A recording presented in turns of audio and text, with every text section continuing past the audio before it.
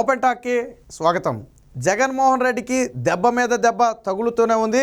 ఒక దెబ్బ నుంచి తేరుకోకముందు మరొక దెబ్బ, ఆ దెబ్బ నుంచి తేరుకోకముందు మరొక దెబ్బ తగులుతూనే ఉన్నాయి. వాస్తవానికి ఇన్ని షాకులను మరి జగన్మోహన్ రెడ్డి ఎలా తట్టుకుంటున్నాడో, అసలు రాత్రులు తాడేపల్లి ప్యాలెస్లో జగన్మోహన్ రెడ్డి నిద్రపడుతుందో లేదో తెలియని పరిస్థితి.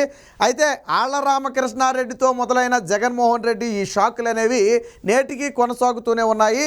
ఇటీవల ఆ నెల్లూరు జిల్లా కీలక నేతలు, మాగుంట లాంటి కీలక నేతలతో పాటు ఆ కాపు రామచంద్రారెడ్డి లాంటి అనేక కీలక నేతలు వైసీపీ నుంచి వీడి దూరంగా వెళ్ళడానికి ఆల్రెడీ సిద్ధమైపోయారు. అలాగే ఇటీవల మీ పిల్లలు ఇంటర్మీడియట్ మరియు ఎంసెట్ చదువుతూ సబ్జెక్ట్స్ లో కన్ఫ్యూజ్ అవుతున్నారా? కాన్ఫిడెన్స్ లెవెల్ తక్కువగా ఉందా? రిపీటెడ్ మిస్టేక్స్ చేస్తున్నారా? అయితే మీకోసమే ఉంది Rise app. 1 lakh question bank, performance analysis, online classes by experts, ఇంకా మరెన్నో ఫీచర్స్ తో మీ ముందుకొచ్చింది Rise the perfect guide. Description లో ఉన్న లింకును ఉపయోగించి సబ్స్క్రైబ్ అవ్వండి. జొన్నలగడ్డ పద్మావతి వ్యాఖ్యానించడం కానివ్వండి, మొన్న ఎంఎస్ వ్యాఖ్యానించడం కానివ్వండి, ఇలాగా ఒకరు కాదు ఇద్దరు కాదు అనేక మంది కీలక నేతలు వైసీపీ మీద విమర్శలు చేస్తున్నారు. తాజాగా కర్నూలు రాజకీయాల్లో మరొక ప్రకంపన అయితే చోటు చేసుకుంది. అదే మంత్రి గుమ్మనూరు జయరాం. ఎవరైతే ఆలూరు నియోజకవర్గం ఆ టికెట్ ఉందో అది ఈసారి మంత్రి గుమ్మనూరు జయరాంకి వచ్చే అవకాశం లేదని మొదటి నుంచి నడుస్తున్న టాకు, ఇప్పుడు కొత్తగా వచ్చిందేం కాదు. అయితే చివరి సెకండ్ వరకు కూడా మంత్రి గుమ్మనూరు జగన్మోహన్ రెడ్డిని నమ్మి వేచి చూసినప్పటికీ తాజాగా తనకు టికెట్ లేదని మొండి చేయి చూపినట్టుగా తెలిసింది. ఎప్పుడైతే తనకు ఈసారి టికెట్ లేదనే సమాచారం ఇచ్చారో దాంతో వెనువెంటనే గుమ్మనూరు జయరాం అయితే తన కార్యకర్తలు అనుచరులతో అయితే ఒక సమావేశం కూడా నిర్వహించడం జరిగింది. త్వరలోనే రాజకీయ భవిష్యత్తును ప్రకటిస్తానని చెప్పి ఆల్రెడీ ప్రకటించడం కూడా జరిగింది. సో ఇది కర్నూలు రాజకీయాల్లో ఇప్పుడు ఒక ప్రకంపనగా మారింది. అంటే మంత్రి గుమ్మనూరు లాంటి వాళ్ళకి ఎలాంటి పరిస్థితి ఉంటే రేపటి రోజున మన పరిస్థితి ఏంటని మిగతా నియోజకవర్గాలు కూడా ఒక రకంగా ఆందోళన పడే పరిస్థితి. ఎవరైతే వాస్తవానికి గత కొద్ది రోజులుగా ఏపీలో ఉన్న వైసీపీ సిట్టింగ్ ఎమ్మెల్యేలకు నిద్రలేని పరిస్థితి. ఎందుకు అంటే ఆల్రెడీ పరిస్థితులు చూస్తున్నారు. ఎప్పుడు ఎవరిని పీకేస్తారో, ఎవరిని నియోజకవర్గం మారుస్తారో, ఎవరిని నీకు టికెట్ లేదు బయటకు పోంటారో తెలియని పరిస్థితి. అనూహ్యంగా తాడేపల్లి ప్యాలెస్ నుంచి లేఖలు వస్తున్నాయి, నిర్ణయాలు ప్రకటిస్తున్నారు. సో ఈ నేపథ్యంలో అంతా కూడా గుండెల మీద చేసుకుని భయంగా గడపాల్సిన పరిస్థితి. ఇలాంటి నేపథ్యంలో ఇప్పుడు మంత్రి గుమ్మనూరుకి కూడా టికెట్ లేదని నిరాకరించడంతో తాను పార్టీ నుంచి బయటకు పోవడానికి సిద్ధమయ్యారు. దాదాపుగా కార్యాచరణ ప్రకటించిన మరుక్షణం రేపు మాపో ఖచ్చితంగా పార్టీకి అయితే రాజీనామా చేసే అవకాశం ఉంది.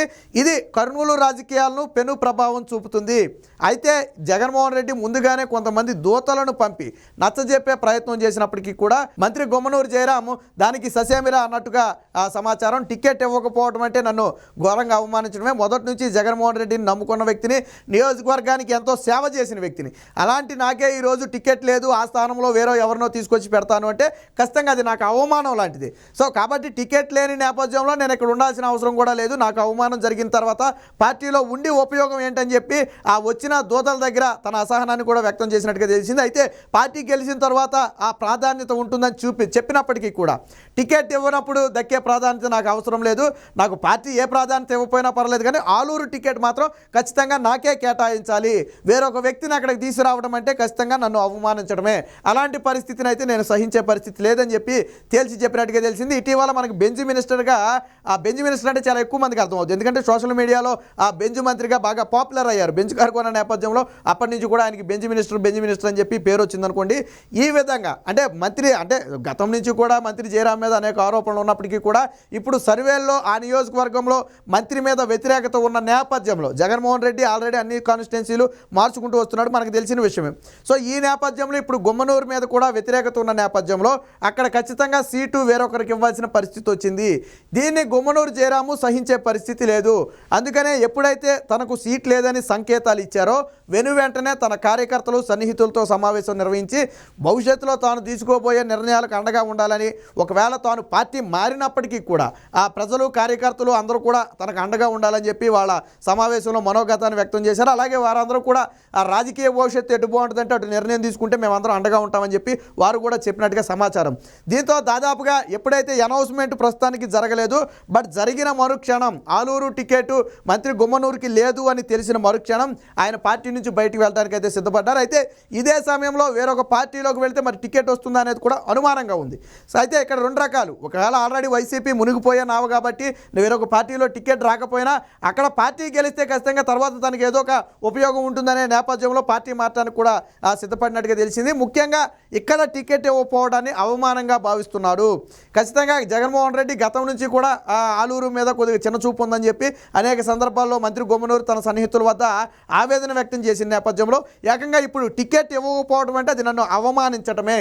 అందులోనూ పార్టీని మొదటి నుంచి నమ్ముకున్న వ్యక్తి, ఈ 5 ఏళ్ల కాలంలో కూడా జగన్మోహన్ రెడ్డి దగ్గర అత్యంత విధేయత ప్రకటించిన వ్యక్తి. సో ఇలాంటి నాకే ఈరోజు టికెట్ లేదంటే ఖచ్చితంగా నన్ను అవమానించడమేనని తీవ్ర మనోవేదనకు గురయ్యారు. అందుకనే దోతలు పంపిన సమాచారాన్ని కూడా పూర్తిగా తిరస్కరించారు. పైగా జగన్మోహన్ రెడ్డి బుజ్జగించడం కోసం పిలిచే ప్రయత్నం చేసినా తాను ససేమిరా రానని చెప్పి తేల్చి చెప్పినట్టుగా కూడా తెలిసింది.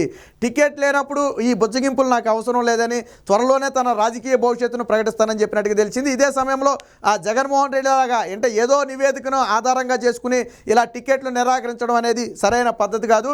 ఒకవేళ ఇదే పందా కొనసాగితే పార్టీ మనుగడే కష్టంగా మారుతుందని చెప్పి వచ్చిన వాళ్ళ దగ్గర మంత్రి గుమ్మనూరు అయితే ఆవేదన కూడా వ్యక్తం చేసినట్టుగా తెలిసింది. సో ఇప్పటికే కర్నూలు రాజకీయాల్లో పెను ప్రకంపనలు ఆల్రెడీ మొదలయ్యాయి. నెల్లూరు నిన్నగాక మొన్న ఆల్రెడీ నెల్లూరులో మనం చూసాం, పెద్ద ప్రకంపనే వచ్చింది.